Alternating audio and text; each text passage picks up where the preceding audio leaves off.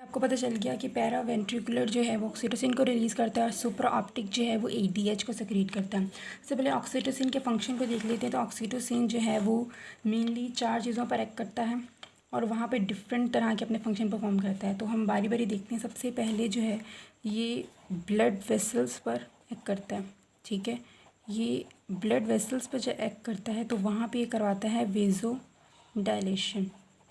आपको पता है कि जब ब्लड वेसल्स की वेज़ोडाइलेशन होती है तो वहाँ पे ब्लड प्रेशर क्या हो जाता है, कम हो जाता है। तो इस तरह से ऑक्सीटोसिन ब्लड प्रेशर को कम करने के अंदर भी रोल प्ले करता है। तभी डिलीवरी के टाइम जो है वो ब्लड प्रेशर कम होने का ख़तरा ज़्यादा हो जाता है। तो ये इससे हम यानी कि याद रख सकते हैं कि किस तरह से ये करवाता है।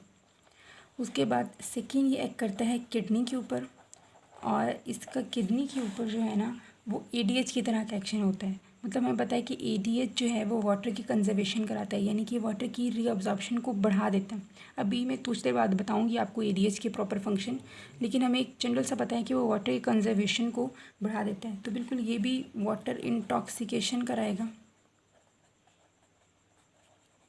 यानी कि वाटर को कंजर्व कराएगा। इसके बाद ये एक्ट करता है पिट्यूटरी ग्लैंड पर।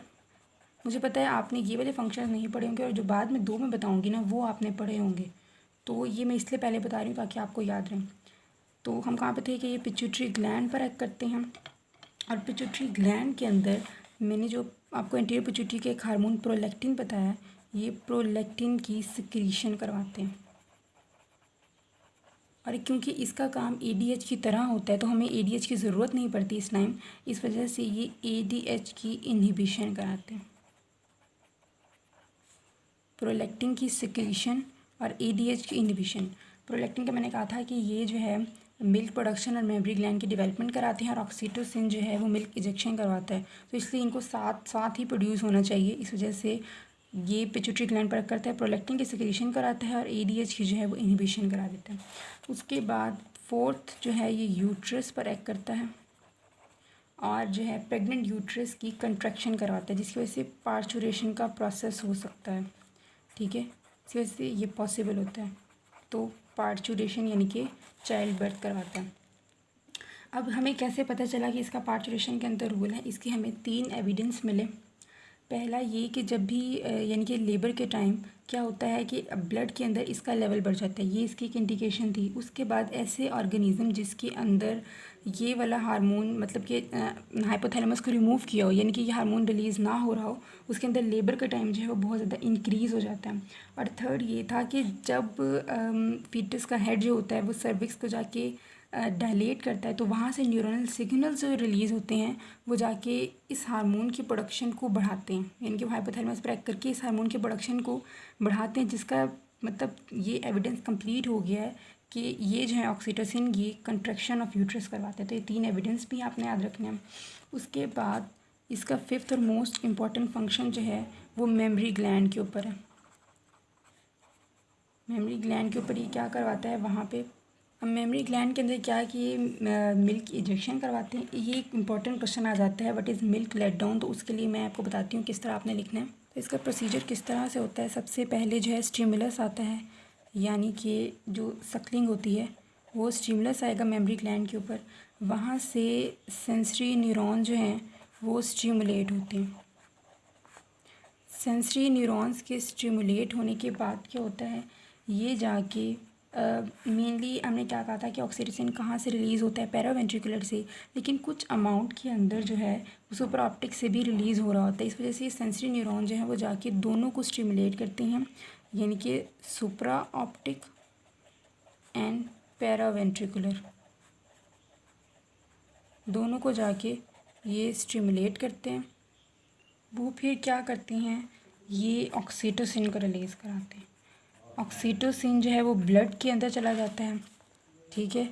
ब्लड के अंदर जब ये मूव करता है तो ब्लड हमें पता है पूरी बॉडी के अंदर सर्कुलेट करेगा, और साथ ही साथ जो है वो मेमरी ग्लैंड तक भी पहुंचेगा। तो ये मेमरी ग्लैंड तक पहुंचा, आपने यही सारी चीज़ें लिखनी है मिल्क लेट डाउन के अंदर, ठीक है। अच्छा, ये मेमरी ग्लैंड तक जब पहुंचता है वहाँ पे जो है हमें पता है कि यूँ एल्वियोलाई होते हैं डिफरेंट, और यहाँ पे जो है ना डक्ट्स इनकी मिल रही होती हैं, और फिर वो यूँ कंबाइन होती जाती हैं ये एक पे जाके फाइनली बन जाती है। तो ये जो उनकी एल्वेलाई होते हैं, एल्वेलाई के अराउंड जो है वो मायोएपिथेलियल सेल्स प्रेजेंट होते हैं।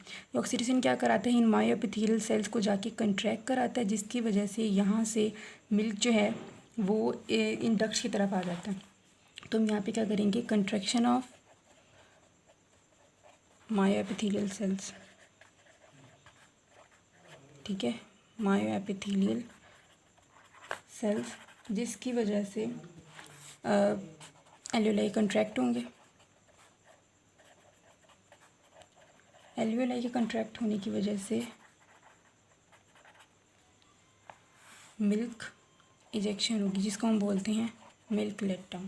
तो आपने इसके अंदर ये चीज़ें लिखनी है। उसके बाद जी हम अपने एडीएच की तरफ दोबारा आ जाते हैं। एडीएच के फंक्शंस देखते हैं। तो एडीएच के जो हैं वो दो मेन रिस्पॉन्सेज के नतीजे में निकलते हैं और फिर ये दो ही मेन काम करवाता है। सबसे पहले हम इसके स्टिमुलस देख लेते हैं। एक तो डिफरेंट तरह के इसके स्टिमुलस होते हैं, वैसे दो मेन होते हैं, एक ऑस्मोलैरिटी का चेंज और दूसरा ब्लड वॉल्यूम का चेंज। तो पहले जो है ऑस्मोलैरिटी, यानी कि फॉर एग्जांपल अगर हम ये कहें कि सोडियम की कंसनट्रेशन जो है वो बढ़ गई है, सोडियम की कंसनट्रेशन बढ़ गई, इसका मतलब है कि ऑस्मोलैरिटी जो है बहुत ज़्यादा हो गई है, मतलब हमें वाटर को कंजर्व करने की ज़रूरत है। जब ये होता है तो हाइपोथैलेमस के अंदर स्पेशल सेल्स होते हैं जिसे हम बोलते हैं ऑस्मोरिसेप्टर्स। ऑस्मोरिसेप्टर्स, जब एक्स्ट्रा सेलुलर फ्लूइड के अंदर सॉल्यूट की कंसनट्रेशन ज़्यादा होगी तो ज़ाहिर है ये ऑस्मोरिसेप्टर से वाटर क्या होगा, बाहर की तरफ आ जाएगा, यहाँ से वाटर का रिलीज़ होगा, जिसकी वजह से इनकी क्या हो जाएगी, स्टिमुलेशन हो जाएगी।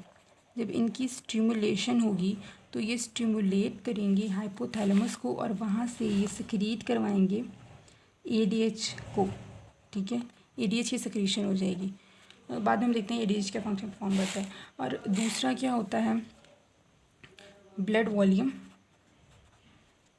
अगर ब्लड वॉल्यूम जो है डिक्रीज़ हो जाए, ब्लड वॉल्यूम डिक्रीज़ हो गया, इसका मतलब है कि हमें वाटर को कंजर्व करने की ज़रूरत है ताकि ब्लड के अंदर वाटर ऐड करा के उसको वॉल्यूम को बढ़ाया जाए।